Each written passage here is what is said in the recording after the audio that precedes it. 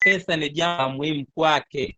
Hii ndio elimu ambayo anatakiwa apewe. Ni elimu gani? Anatakiwa apewe elimu ya cash flow quadrant ili aweze kuchagua uwanja sahihi wa mapambano ya maisha yake, uwanja sahihi wa mafanikio ya kiuchumi kwenye maisha yake. Sasa ni uwanja gani?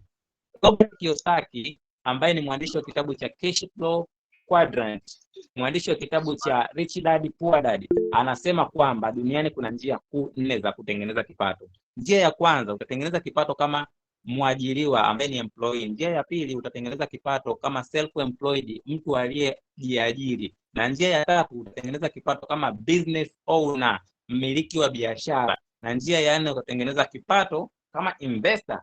Sasa naenda kukuonyesha na kukufafanulia hizi njia. Hii ndiyo elimu sahihi ambayo mtu yeyote anayetaka kuanza kutafuta pesa alitakiwa akae chini na mzazi wake amuonyeshe, au kama kuna ndugu yake anajua, wakae wafafanuliane, alafu wajue wanaanzia wapi. Kama mzazi wako hajawahi kukuonyesha au hujawahi kuonyesha mwingine na unataka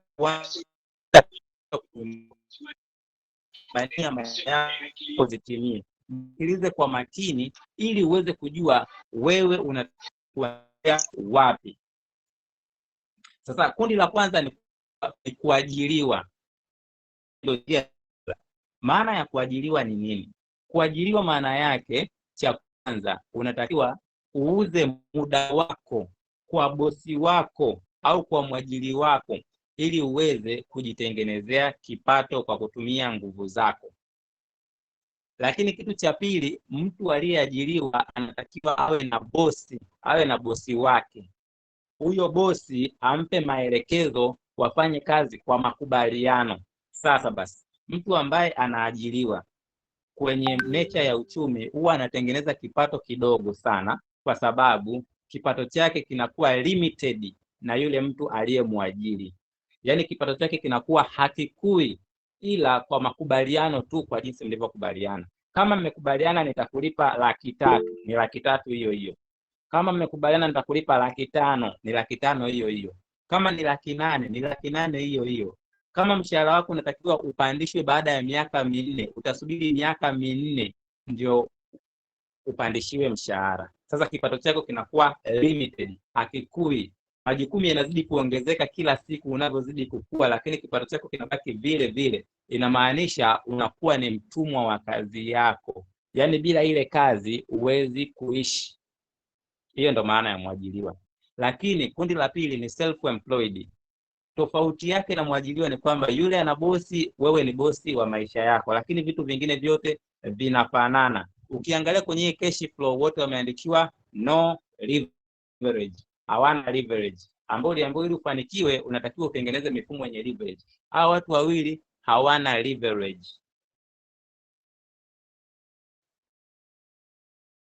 Wanaitwa unlock.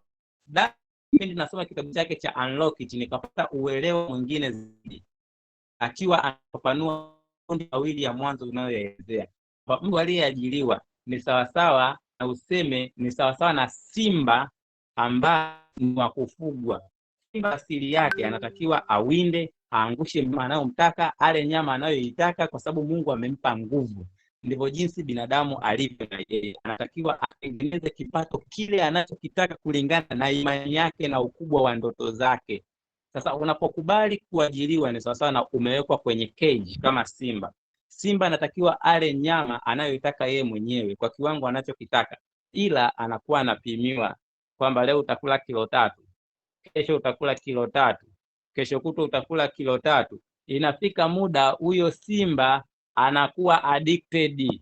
Yaani kama binadamu anapokuwa addicted hawezi kutoka, na huyo simba naye anakuwa hivyo hivyo.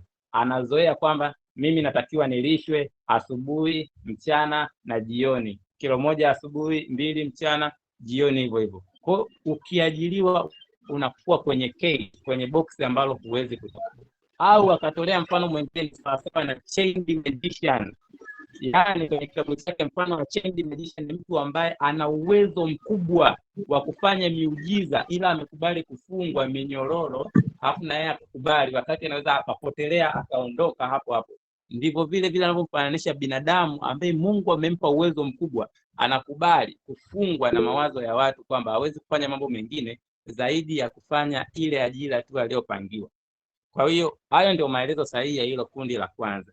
Sio kwamba ajira ni mbaya, sisemi ni mbaya, kwa sababu kuna watu wanasomesha, kuna watu wamebadilisha maisha yao kupitia ajira, lakini ni njia ambayo inakuchelewesha kwenye mafanikio makubwa. Naenda kundi la pili. Kundi la pili ni business owner. Business owner ni mtu ambaye anamiliki mifumo, ni mtu ambaye anamiliki biashara. Sifa ya business owner ni unatakiwa uwe mmiliki wa biashara. Cha kwanza, biashara yako inatakiwa iwe na mifumo.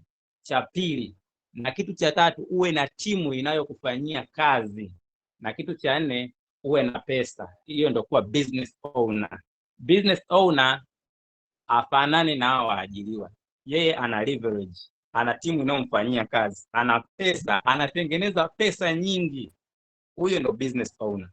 Na kundi la mwisho ni investor, yule mtu ambaye ameshafanikiwa kama business owner, ameshatengeneza mafanikio makubwa, basi anatumia pesa zake kuwekeza ili kutengeneza pesa zaidi. Haya makundi mawili ya huku pembeni ndio Robert Kiyosaki. Hawa ndo wana leverage, hawa ndo watafanikiwa sana. Na hii ndio elimu ambayo mtu yeyote anapoanza kutafuta pesa anatakiwa akalishwe chini, aambiwe kwamba kuna elimu hii, kijana wangu, binti yangu, mwanangu, ijue hii elimu afu ufanye maamuzi sahihi. Ndio elimu ambayo nimekupatia leo. Kwa hiyo naamini kuanzia hapa wewe unajua ni upande gani ambao ni sahihi, ambao unaweza kukufanya wewe ukafanikiwa, ukafanikisha ndoto zako. Naendelea. Robert Kiyosaki anasema kwamba watu wote waliofanikiwa wana kitu kimoja kinachowafanya wafanane. Kitu hicho ni leverage. Leverage ndio inawafanya matajiri wote wafanane. Yaani matajiri wanazidi kuwa matajiri kwa sababu wana leverage, na maskini wanazidi kuwa maskini kwa sababu hawana leverage.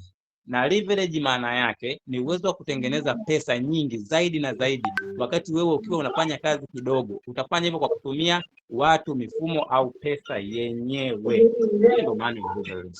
Kwa hiyo unaambiwa kwamba kuwa na leverage ndio option pekee ya mtu kufanikiwa. Kama una leverage, utafanya kazi mpaka siku unakufa. Kwa hiyo wewe unatakiwa uchague ufanye kazi mpaka siku unakufa au utengeneze leverage, uwe na mifumo inayokusaidia kufanya kazi.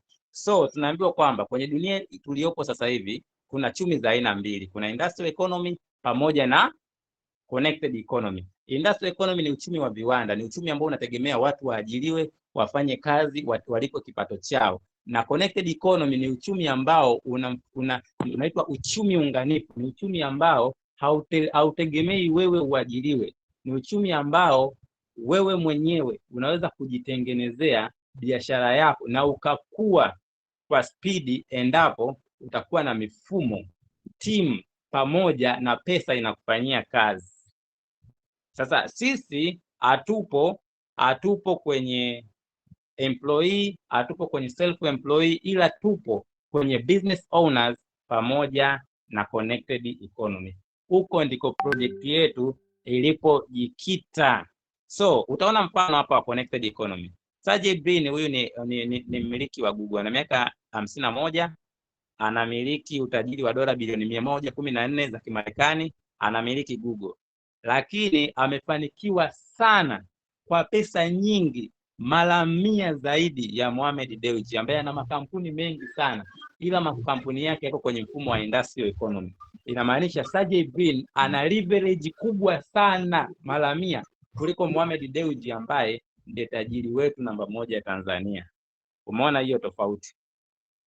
Sasa basi, baada ya elimu hiyo kidogo, naomba nikuonyeshe, nikakuelekeze project yetu ni jinsi gani inafanya kazi. Project yetu ya Economy Design 3.0 ni project ambayo iko chini ya Alliance Motion Global, makao yake ni Mikocheni B, Dar es Salaam.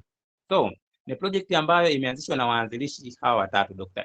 Edward Kabantong, Engineer Francis Miguel pamoja na Sir Jonas Pliny. Lakini kuhusu sisi, kampuni ilianzia Manila, Philippines mwaka 2006. Kwa sasa ina matawi zaidi ya 300 duniani kote. Kwa Tanzania ilifunguliwa mwaka 2018 na kampuni imesajiliwa rasmi na BRELA na bidhaa zetu zote zimethibitishwa na TBS. Huu ndio mwanzo wa safari wa kampuni yetu, jinsi ilivyoanza ikaenea kwenye nchi zote hizo unazoziona hapo kwenye skrini. 2015 ikaingia Uganda, 16 Kenya na Tanzania ikasajiliwa rasmi mwaka 2018. So kampuni ina vithibitisho na vibali vyote vya kufanya kazi mahali popote Tanzania pamoja na nje ya Tanzania.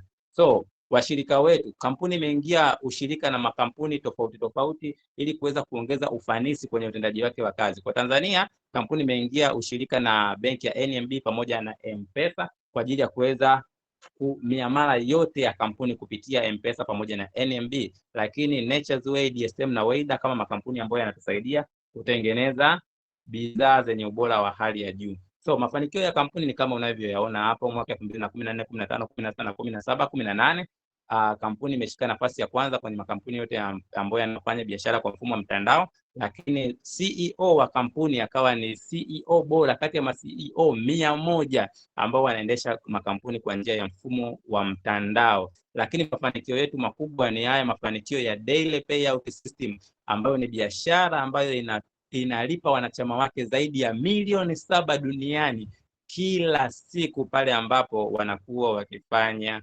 kazi. Hayo ni mafanikio makubwa sana kwa kampuni, sio kila kampuni inaweza kuyapata. Lakini tunafanya vitu gani? Tunafanya vitu vikubwa viwili: kulinda afya za watu na kubadilisha maisha ya watu wa kawaida kuwa mamilionea wasio wa kawaida. Sasa basi nitaenda kukuelezea upande wa afya, na nikitoka upande wa afya nitaenda kukuonyesha ni kwa namna gani project hii inaweza kubadilisha maisha yako wewe wa kawaida na kukufanya uweze kufanikiwa zaidi na zaidi. Sasa nitaanza na vitu vitatu ambavyo vinaathiri kinga ya mwili. Kitu cha kwanza ambacho kinaathiri kinga ya mwili ni mlo kamili. Binadamu anatakiwa apate mlo kamili, anatakiwa apate muda wa kupumzika pamoja na mazoezi ya kutosha ili kinga yake iwe bora muda wote. Sasa naomba mniangalie hapa vizuri.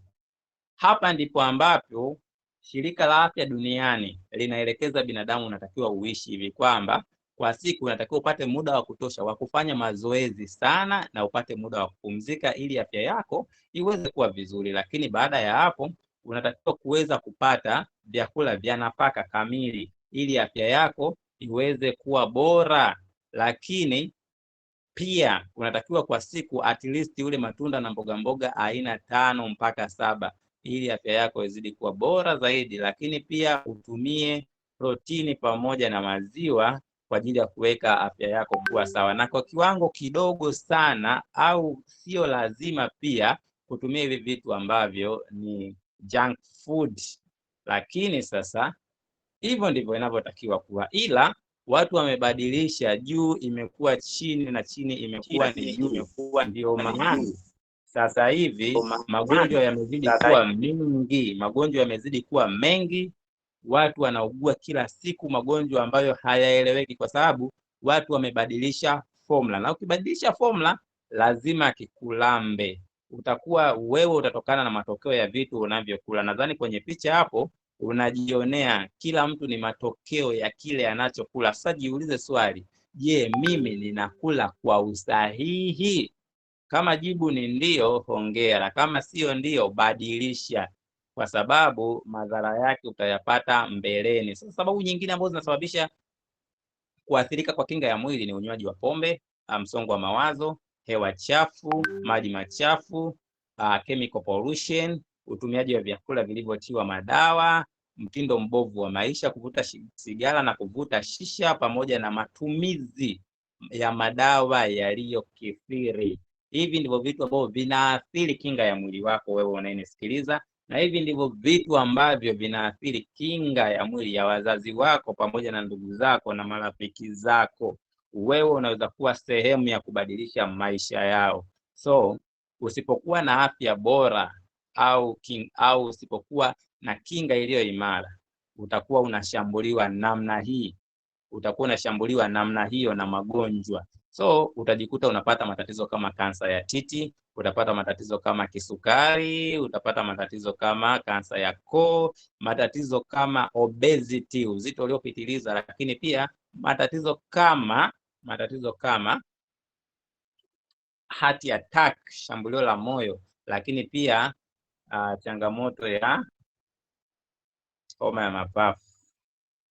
So lakini mtu anakuwa hata kama anapitia changamoto hizo hajui, anasema kwamba lakini mimi hata kama naishi hivi najisikia vizuri. Kuna mtu mmoja alishanitolea mfano kwamba ukinywa maziwa yanaondoa sumu zote mwilini. Mimi navuta sigara sana na hainiathiri, kwa sababu nikimaliza kuvuta sigara na kunywa maziwa, afya yangu inakuwa bora. Kwa hao watu wao wanajisikia vizuri, lakini tafiti zinasema kwamba kati ya wanaume 2 mmoja ana kansa, na kati ya wanawake 3 mmoja ana kansa. Sijasema wewe, ila tafiti ndo zinasema hivyo. Lakini wewe unayenisikiliza unaweza kuepuka. Unaweza kuepukaje? Kwa sababu kinga ni bora kuliko tiba. So kwa kuwa kinga ni bora kuliko tiba, hapa ndipo kampuni yetu ikaamua kufanya jambo kubwa, kama kucheza kama pere kwa kutuletea bidhaa zenye ubora wa hali ya juu sana, our world class product, amazing product ambazo huwezi kuzipata mahali popote isipokuwa kwenye kampuni yetu tu.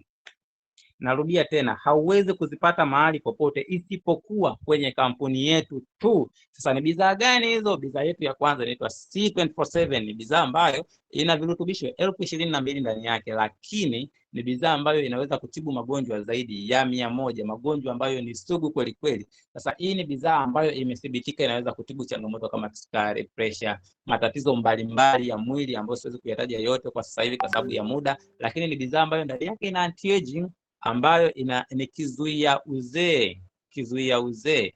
Kwa hiyo mtu anakuwa anachelewa kuzeeka, anakuwa taratibu kama anatumia C24/7. Sasa hii ni bidhaa ambayo inatumiwa na makundi mengi isipokuwa wale ambao hawatakiwi kuitumia, kama watoto wadogo, kina mama wanaonyonyesha, akina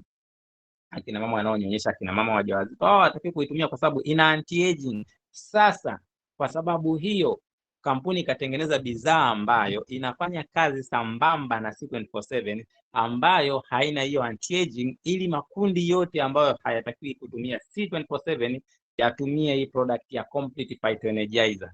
Ni hii unayoiona hapa kwenye screen, inafanya kazi sambamba na C24/7 ila haina anti-aging. Ni nzuri kwa matatizo ya wanawake, ni nzuri kwa matatizo ya wanawake ya uzazi, ni nzuri kwa watu wenye shida ya vidonda vya tumbo, pamoja na matatizo kede ambayo C24/7 inayaondoa na yenyewe. Hivyo siwezi kuelezea sana kwa sababu ya muda, lakini product yetu nyingine ni Choleduz Omega Supreme. Yaani ukisikia mafuta ya samaki ambayo ni Omega 3 Super Supreme, ni Choleduz ambayo imejitofautisha na mafuta ya samaki mengine yote ya mtaani. Tuna product ambayo haipatikani mahali pengine isipokuwa kwenye kampuni yetu tu. Ni product ambayo inasaidia mwili kwenye changamoto nyingi sana, kama kwa watu wenye changamoto za uzito uliopitiliza, bad cholesterol, matatizo ya mifupa, matatizo ya joints, matatizo ya moyo, changamoto kama stroke, matatizo ya ubongo, kupoteza kumbukumbu, shida za macho. Hizo shida zote suluhisho lake ni Choleduz Omega Supreme.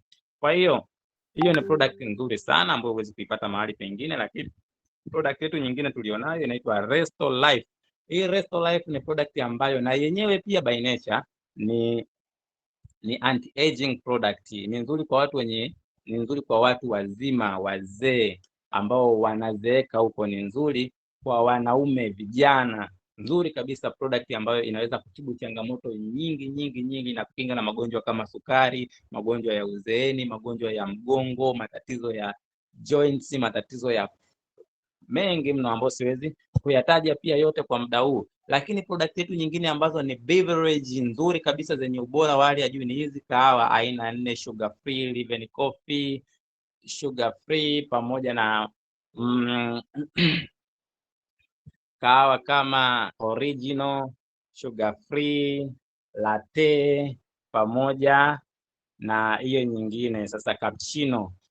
Ni kahawa ambazo ni nzuri sana, ambazo ndani yake zina ubora wa hali ya juu, zimewekewa complete phytoenergizer. Kwa hiyo na zenyewe zina virutubisho 16,000 ndani yake, zina kazi nyingi sana mwilini, kazi ambazo complete inazifanya 24/7 inazifanya. Kahawa hizi pia inazifanya, ni kahawa ambayo haina changamoto yoyote kwa sababu haina caffeine. Lakini kahawa yetu pia tuna kahawa hizo ambazo ni nzuri, lakini product yetu nyingine pia ni product ya Maichoko, ambayo ni product ambayo inafanya kazi nyingi sana kwa sababu ndani yake na yenyewe imewekewa complete. Ni product ambayo ni chocolate drink, ni product ambayo ni nzuri sana kwa watoto, kuondoa changamoto za matatizo ya utotoni kwa watoto, kuondoa changamoto za wanaume kwenye tendo la ndoa. Ni product nzuri sana kwa kila mtu, kwa wanawake kwenye ngozi. Kwa nashindwa kuzielezea kwa haraka kwa sababu nataka nizielezee vizuri sana, ila muda unanitupa mkono. So nzuri kwetu. So hapa nilipofika, hii inaitwa njia ya kutengeneza pesa. Sasa kabla sijaendelea, naomba ninywe maji dakika 2 nipoze koo. Wakati huo, Madam Rosie, ukiwa ongea na watu wako kwanza kama dakika 2 ili mimi ninywe maji kidogo, alafu ni ya kutosha.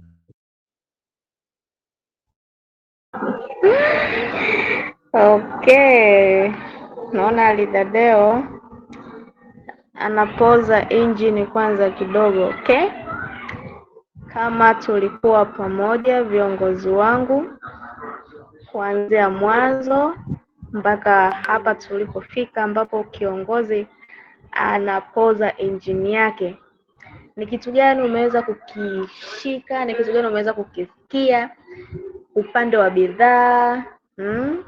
Hususan kwenye upande wa bidhaa pale, maana ndo tumeishia hapo kwenye bidhaa. Hebu nione ambao tulikuwa pamoja tukasikia zile bidhaa zikitajwa.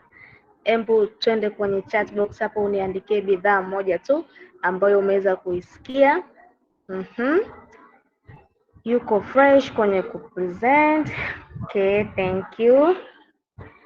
Nimejifunza sana bidhaa ya Maichoko. Hata mi napenda Maichoko bwana. Hiyo ndo kitu nimeelewa zaidi. Huyu ameelewa Maichoko. Na mwingine ni Maichoko. Kwa hiyo watatu ni Maichoko, mwingine ni complete. Mwingine ameweza kusikia nini? Coral juice. Plus Maichoko C24/7. Nimejifunza latte. Okay. Hizo ni kahawa. Nimejifunza bidhaa. Alright. Coral juice, Live coffee. Mr. Gosbet, wewe umepata kitu gani? Naona una tabasamu yaani vimeingia sana. C24/7 nazipenda. Okay. Yes, Gosbet, karibu. Nashukuru. Okay. Nimejifunza vitu vingi. Nimejifunza vitu vingi sana. Okay. Na ninafuraha kwa sababu sikuwahi kupata elimu kama hiyo. Alright, thank you so much. Naona leader wetu karibia. Welcome once again leader Deo. Naona engine itakuwa imepoa tayari na utakuwa uko fresh kabisa. Okay, wakati anaendelea kujiweka sawa. Okay, amekuja kiongozi Deo, amekuja na vibe la pesa. Namna ya kutengeneza pesa bwana. Tumeweza kuona bidhaa, sasa ni namna maokoto. It's time for maokoto. Karibu sana kiongozi Deo na uweze kuendelea.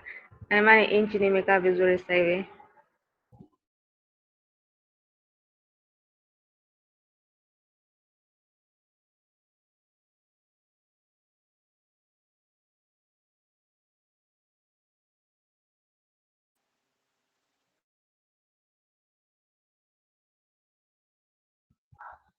Hello leader Deo.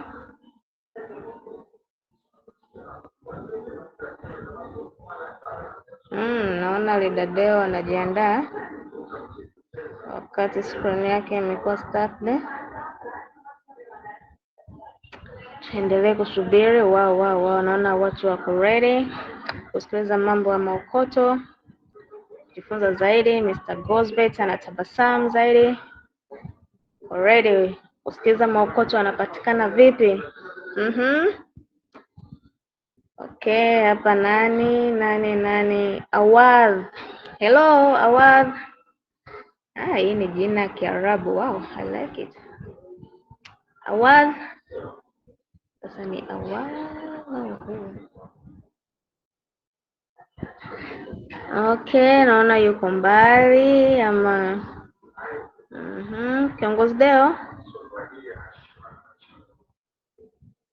Okay, still Kiongozi Deo anapoza engine. Hapa ninamwona Khadija Said, ninamwona Khadija Plain. Okay, Sila. Yeah.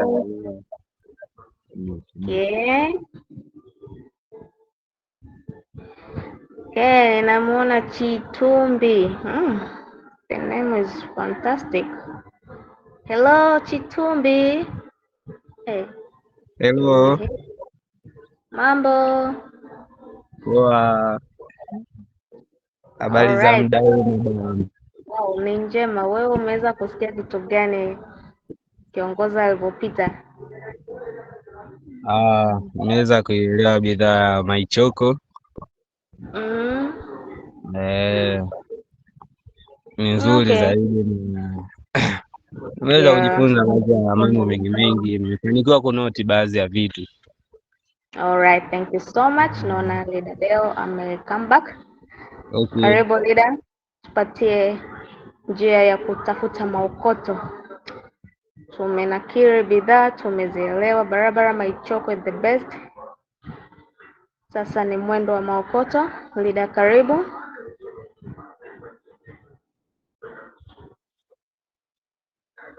Hello, my leader. Wow. Thank you. Nadhani kila mtu pia amepumzika kwa muda na kuweza kuchakata kile ambacho nimeanza kwa kukifundisha. Sasa basi tunaenda kupresenti namna ya kutengeneza pesa.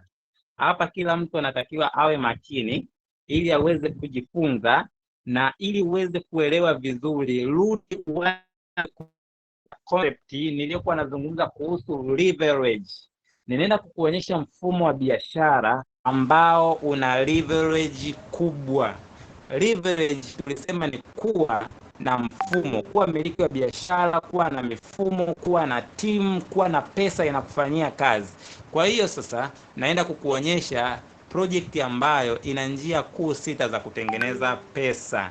Njia kuu 6 ambazo mtu unaweza kutengeneza kipato kikubwa. Sasa nitaenda kukufundisha vizuri kabisa. Sikiliza kwa makini ili uweze kuelewa na uweze kufanya maamuzi sahihi kwenye maisha yako. Kama mimi ambavyo nilifanya maamuzi, nilisikiliza na nikaweza kuamini na nikaanza. Na wewe fanya hivyo, pita njia zile. Utatengeneza pesa kwa siku, kwa wiki, kwa mwezi ndani ya projekti hii. Utatengenezeje? Naomba nianze kukuonyesha. Nianze kuflow kwa namna hii. Njia ya kwanza kutengeneza pesa ndani ya kampuni inaitwa njia ya mauzo ya rejareja. Hii njia inatokana na nini? Kwa bidhaa ambazo umeziona, bidhaa ambazo zina ubora wa hali ya juu, world class product, amazing product ambazo huwezi ukacompare na product nyingine. Hizi ndizo bidhaa ambazo zitakupa faida ya mauzo ya rejareja. Wewe ambapo ukiwa mwanachama utaweza kuzinunua kwa bei ya mwanachama na kuziuza kwa bei ambayo kampuni imekupangia kuuza.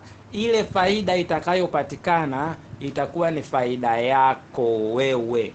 Sasa kwa bidhaa zote ambazo utakuwa umeziuza, faida yote ni ya kwako wewe baada ya kuwa mwanachama. Sasa kwa mfano, kwa kutumia product ya C247 ambayo kwa bei ya mwanachama inauzwa shilingi 68,000 na bei ya kuuzia ni shilingi 97,440.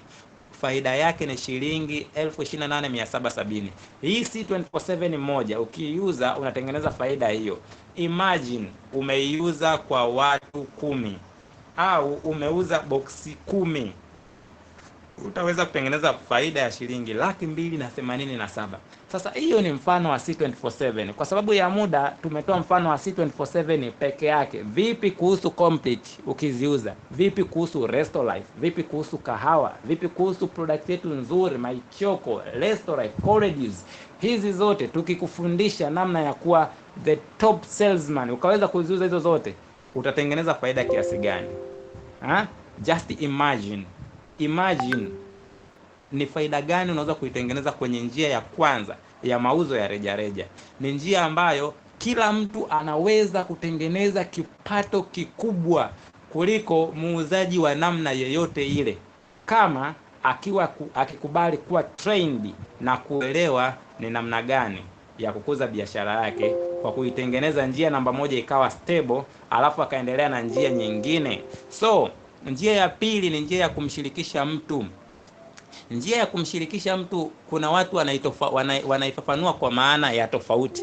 Sasa mimi ngoja nikufanulie maana ya njia ya kumshirikisha mtu, kwamba mimi ni mwanachama wa kampuni hii, ninatengeneza pesa kupitia kampuni hii, natengeneza pesa nyingi, labda natengeneza 800,000, labda 1,000,000, labda 2,000,000, labda 3,000,000 kwa mwezi, na mimi naenda kumshirikisha rafiki yangu. Naambia rafiki yangu, nina project ambayo inaniingizia shilingi 3,000,000 kwa mwezi, au kama bado ni mwanachama mpya inaniingizia shilingi 800,000 au 1,000,000.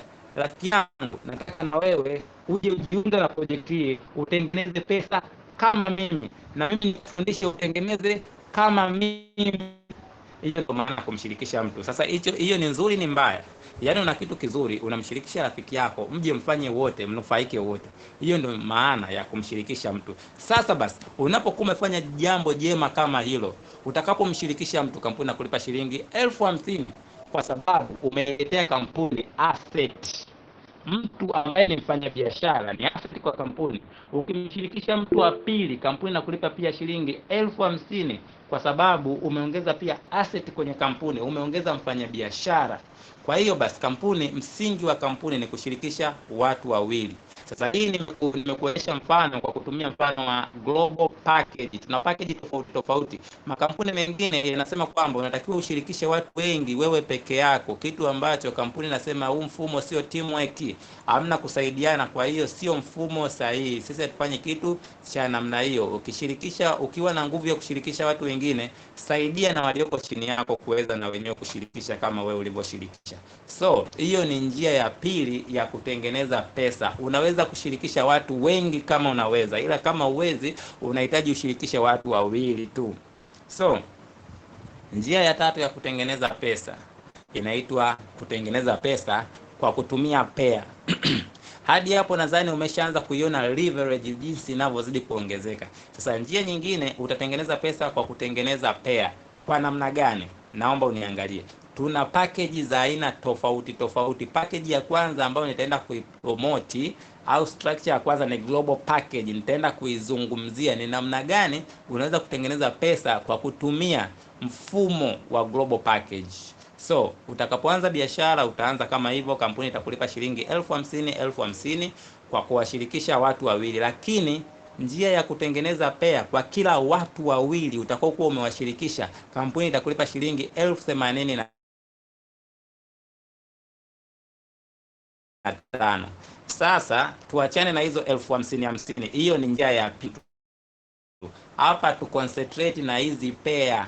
Hii ni njia ya kutengeneza pair ambayo utatengeneza pesa kwa kushiriki, kwa kuingiza, yani kwa kila watu wawili watakuwa wanatokea kwenye timu yako, utakuwa unatengeneza pesa. Hivyo basi, kwa kushirikisha hao watu wawili utakuwa tayari umetengeneza shilingi 185,000. Sasa tukiona kipato cha pair kikoje. Mtu A baada ya kumshirikisha naye atashirikisha watu wawili, atalipwa kama wewe jinsi ulivyolipwa. Mtu B na yeye baada ya kumshirikisha atalipwa kama wewe jinsi ulivyolipwa. Baada ya hapo, kampuni nasema kwamba bila wewe hata hao wengine walioshirikishwa wasingekuwa wanachama wa kampuni. Kampuni inakulipa kwa kila pair ambayo itakuwa imetokea chini. Kwa hiyo kushoto na kulia, kampuni itakulipa shilingi 85,000 kwa wale watu ambao wameshirikishwa na watu wako wawili. Kushoto na kulia shilingi 85,000. Angalia jinsi ambazo hizi pesa ambazo wewe hujatumia nguvu zako, nguvu za watu wengine, jinsi ambavyo zitakuwa zinaingia baada ya wewe kushirikisha watu wawili. Hawa pia na wenyewe watafanya vile vile kama ambavyo ninyi mmefanya. Wakifanya hivyo, kampuni itarudi pia kukulipa kwa kila pea, kushoto na kulia shilingi 30,000, kushoto na kulia 85,000. Hii ni 85,000. Kwa hiyo basi, kwa kila pea itakayokuwa inatengenezwa chini yako utakuwa unalipwa shilingi 85,000. So hii itaendelea hivyo hivyo, itafika stage watu hawajipangi vizuri kwenye timu, lakini kampuni itakuwa inaangalia watu walioingia, haiangalii tena mpangilio. Itakulipa kushoto na kulia 85,000, kushoto na kulia 85,000, kushoto na kulia 85,000, kushoto na kulia 85,000, kushoto na kulia 85,000, kushoto na kulia 85,000 up to infinity. Nadhani umejionea namna gani utatengeneza pesa kwa mfumo wa global package. Sasa huo ni mfumo mdogo, naenda kukuonyesha mfumo mkubwa zaidi ya huu ambao utachagua we mwenyewe unataka kujiunga kwa mfumo upi. Sasa kwa kutumia mfumo wa Neoverse ambao ni mkubwa kuzidi huo wa global package, kampuni itakulipa zaidi na zaidi kwa kila pea utakayokuwa umeshirikisha. So kampuni itakulipeje? Utaanza hivyo, utaanza namna hiyo. Utaanza hizi akaunti zote unazoona nyeusi, Neoverse, mfumo wa Neoverse unaanza na akaunti 3. Yaani hizo akaunti zote 3 unazoziona, huyo ni wewe. Wewe namba 1, wewe namba 2, wewe namba 3. Kwa hiyo basi unahitaji kushiriki. Mfano, ukishirikisha watu wawili, kampuni inakulipa shilingi 85,000 kwa kushirikisha watu wawili. Lakini vipi? Kwa sababu huu mfumo unaruhusu kushirikisha hadi watu 4. Vipi kama ukishirikisha watu 4? Ukishirikisha mtu wa kwanza, kampuni itakulipa shilingi 140,000. Ukiangalia huu mfumo wa Neoverse haulipwi zile 50,000 kwa kushirikisha. Huku unalipwa shilingi 140,000 kwa kila utakayekuwa unamshirikisha. Ukamshirikisha mtu wa pili, kampuni ikakulipa 140,000. Ukamshirikisha mtu wa tatu, kampuni ikakulipa 140,000. Ukamshirikisha mtu wa 4, kampuni ikakulipa 140,000. Sasa hapo kampuni inakuwa imekulipa kulingana na watu uliowashirikisha. Twende tukaangalie namna gani kampuni itakulipa kwa kila pea utakazokuwa unazitengeneza kwenye mfumo wa Neoverse. Kampuni itakulipa akaunti yako ya pili kwa watu wawili uliowashirikisha. Kampuni itakulipa shilingi 85,000 kwenda kwenye akaunti yako ya pili, na kampuni itakulipa pia shilingi 85,000 kwenda kwenye akaunti yako ya tatu baada ya kushirikisha hao watu wawili kwenye akaunti yako namba 3. Sasa kwenye huu mfumo, akaunti yako namba 1 inakuwa ni akaunti mama, inakuwa imekaa kifalume, yenyewe inakuwa haifanyi kazi, ila inasubiria kupea tu. Sasa kwa watu hawa 4 ambao umewashirikisha, akaunti namba 1 itapea tena, utalipwa kwenye akaunti yako namba 1. Hebu angalia kushoto na kulia, kampuni itakulipa shilingi 85,000 kwenda akaunti namba 1. Kushoto na kulia, kampuni itakulipa pia 85,000 kwenda akaunti namba 1. Yaani kwa watu 4 umelipwa akaunti namba 2, akaunti namba 3 na akaunti namba 1. Zote zimelipwa. Kwa hiyo utakuwa umetengeneza, kwa kushirikisha watu 4 tu, utakuwa umetengeneza jumla ya shilingi 900,000 kwa kushirikisha watu 4 tu. Hii itaendelea hivyo hivyo kwenye mfumo huu wa Neoverse. Kampuni huyu mtu A naye akishirikisha watu wawili, mtu B akashirikisha watu wawili, C akashirikisha watu wawili na mtu D, akaunti zako zitaendelea kulipwa vile vile. Akaunti namba 2 kwa hao watu walioshirikishwa, akaunti namba 2 itatengeneza kushoto na kulia, italipwa shilingi 85,000. Kushoto na kulia italipwa shilingi 85,000. Akaunti namba 3 na yenyewe italipwa kushoto na kulia 85,000, kushoto na kulia 85,000. Kwa watu hawa akaunti namba 1 pia na yenyewe inakuja kulipwa kushoto na kulia 85,000, kushoto na kulia 85,000, kushoto na kulia 85,000, kushoto na kulia 85,000 up to infinity. Haina kikomo. Imagine unaweza kutengeneza pesa kiwango gani kwenye mfumo wa Neoverse. Imagine. Huo ni mfumo mkubwa kuliko ule wa global package. Kwa hiyo basi, hiyo ilikuwa ni njia ya 3 ya kutengeneza pesa. Naomba nikapresent njia ya 4 ambayo inaitwa unilevel bonus. Unilevel bonus. Nadhani umeona kwenye global package utatengenezaje pesa na kwenye Neoverse utatengenezaje pesa. Sasa njia ya 4 ya kutengeneza pesa, hii ni njia ambayo inatokana na commission. Inatokana na commission ya manunuzi ya bidhaa kutoka kwenye kila bidhaa, kutoka kwa watu wote ambao umewashirikisha kwenye timu yako. Yaani kila mwanachama, kila mtu ambaye utakuwa umemshirikisha anakuwa na uwezo wa kununua bidhaa ili kuwauzia wateja wake. Kila akinunua anakuwa amekuingizia commission kutoka kwenye kila bidhaa, iwe C24/7, iwe Resto Life, iwe Coledews. Kila bidhaa ina commission yake. Sasa mfumo huu, hii njia ya 4 ni unilevel, unatengeneza commission kutoka kwa kila mtu aliyeko kwenye timu yako, kutoka kwenye kila bidhaa. Nadhani hapo umenielewa, sihitaji kufundisha sana, hiyo lugha imeeleweka. Na njia ya 5, utatengeneza pesa kutokana na cheo. Kampuni yetu, mtu ukiingia unaanza kama distributor, lakini ukifanya kazi itafika muda utapanda cheo. Sasa kwenye kampuni yetu cheo ni pesa. Utakapopanda cheo utakuwa unalipwa kwa madaraja kama unavyoyaona. Silver executive kipato chako kitaongezeka kwa 10%, gold executive 20%, global ambassador ndio cheo cha 3 30%, ruby global ambassador 35%, na diamond global ambassador 40%. Hii ni utakapokuwa mwanachama utafundishwa zaidi namna ya kunufaika na cheo chako. Lakini njia ya 6 inaitwa kipato cha kifalme, ambacho kwenye njia hii unaweza ukaanza biashara wewe kama sio hardworker, ukashirikisha mtu ambaye sio hardworker, ukashirikisha mtu ambaye sio hardworker, akashirikishwa mtu ambaye sio hardworker, lakini huku chini akapatikana mtu ambaye ni hardworker, akafanya kazi akawa global ambassador, akapanda cheo cha global ambassador. Akiwa global ambassador na wabadilisha nyie wote mnakuwa ma global ambassador. Kwenye biashara yetu hakuna kupitana cheo. Unaweza kumpita pesa mara 100 aliyekushirikisha, lakini uweze kumpita cheo. Hivyo basi hizo ndio njia kuu 6 za kutengeneza kipato. Sasa nitaenda kukuonyesha unaweza kujiuza biashara. Nimeipenda, lakini naanzeje? Utaanza kwa namna hii. Utaanza na mtaji wowote kati ya mitaji hii ambayo nitaionyesha. Kwa ule mtaji wa global package wa akaunti moja utaanza kwa shilingi 580,000. Kwa mtaji wa Neoverse utaanza kwa shilingi 900,000. So kampuni yetu ina mfumo wa trips pamoja na lifestyle, kwamba kwa watu ambao wanafanya vizuri kampuni wewe inawalipia kwenda kwenye nchi yoyote ile ambayo kampuni inakuwa imejipanga, waende wakajifunze, wakaenjoy maisha, waweze kupata experience kubwa biashara, waje waweze kuwafundisha watu wengine. Kwa hiyo ni swala la wewe kufanya kazi huku. Safari ziko waziwazi, safari ni za bure, na mwezi wa 4 kuna watu ambao wamejiandaa kwenda Philippines. Kwa kama na wewe unataka kuwa mwanachama na unataka kwenda mwezi wa 4 kusafiri, unaweza wa kusafiri kwenda Philippines kama ukiamua kusafiri na kampuni. So unapoanza biashara, kampuni haikuachi hivyo hivyo. Kama vile ambavyo mimi nilianza nikiwa sijui chochote kwenye kampuni, kama ambavyo viongozi wengine walianza wakiwa hawajui, na wewe ambavyo utaanza ukiwa hujui, kampuni itakufundisha, itakupa mafunzo mpaka ufikie ubora ambao ni wa kiongozi ambaye ni bora kweli. Kama vile ambavyo viongozi wengine wamekuwa bora, kama vile ambavyo mimi nimekuwa bora, na wewe ambaye unanisikiliza sasa hivi utakuwa bora kwa namna hiyo hiyo. Haijalishi umetokea wapi, haijalishi unaishi wapi, haijalishi una umri gani, haijalishi wewe ni nani, una historia gani huko nyuma.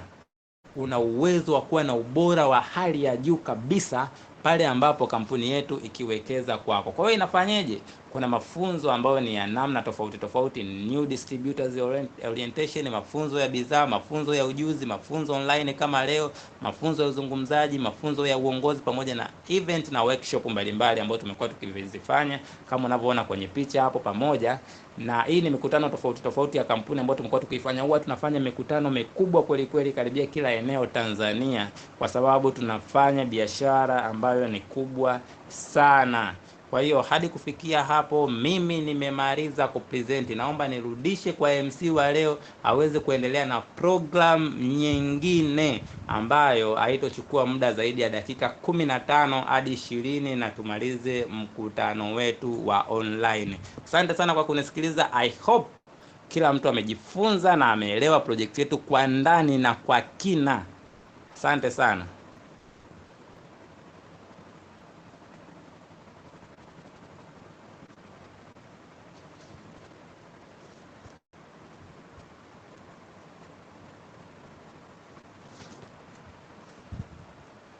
Wow, thank you so much.